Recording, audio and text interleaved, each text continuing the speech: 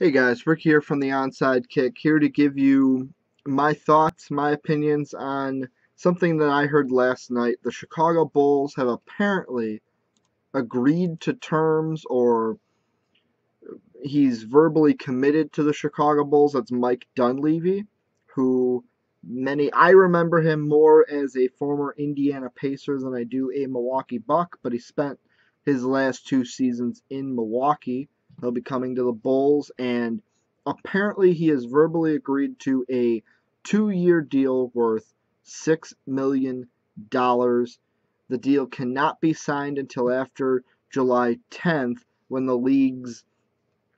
that's when the league you can basically sign. So you'll hear a lot of guys saying, "Oh, well, I verbally agree to this contract," like the Chris Paul contract that Mark talked about in a previous video yesterday. The contract is agreed upon, but cannot be signed until after July 10th. That's what's going on here. And I mean, when I first read the headline that said Dunleavy agrees to Bulls, I was like, okay, like, what is this, something really to get excited about? But I mean, the more I looked into it, I am I'm kind of excited about this, but I'm a wait and see too with it, because I mean, the one part where I do agree that Dunleavy coming to the Bulls is basically the Bulls telling Marco Bellinelli, bye bye, you can leave now. But I mean, at the same time, does he have a better shooting percentage, a better percentage from behind the arc than Bellinelli? Does he score more points a game than Bellinelli? Yes. But you're paying almost $1 million more a year for Dunleavy than you are Bellinelli. That's honestly the only bad thing I see from this deal. I mean, Dunleavy, he's a veteran. He's almost, I want to say he's 32, and he's been in the league a while. He's played with Indiana, like I said, Milwaukee, originally played with Golden State. So, I mean, he's been around the league.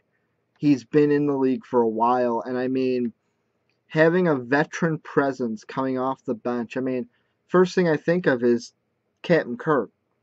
Is Kirk going to start every single game for the Bulls? Hopefully not, because Derrick Rose will be back. But I mean, it's that veteran presence off the bench, and it's something that the Bulls also need is consistent three-point shooting. I mean, we haven't seen, you could say Kyle Korver, but I mean, I wouldn't say Korver was consistent. He got hot and then he got cold, but I mean, the Bulls need three-point shooters. I know me and Mark got torched by you guys, the Chicago Bulls fans, in our draft reaction video, but thinking about it, the Bulls, they're adding three-point shooting. Look at Snell, look at Murphy from the draft, both players who can shoot from beyond the arc. Dunleavy, who per game last season shot, what, 42%, almost 43% from beyond the arc. For a career, he's a 37% three-point shooter, but that's because his early years as a rookie and sophomore were kind of low. Later in his career, I mean, the best three-point shooting that he had, I would say, was in 2007, 2008 with the Pacers. So he can shoot from beyond the arc. He's, honestly, in my opinion, he's a better option than Marco Bellinelli, even though we're paying him $1 more million.